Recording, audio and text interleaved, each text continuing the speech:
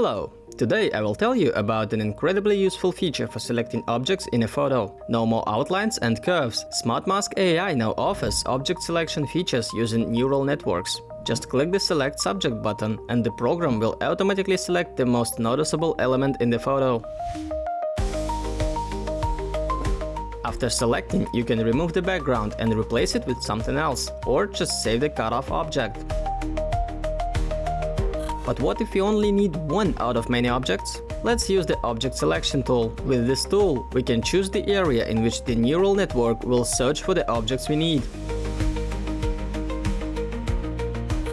Usually, a rectangular selection is sufficient.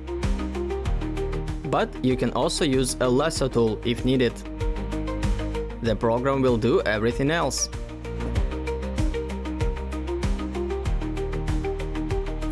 I will tell you about other features of SmartMask AI in the next video. Enjoy and value your time!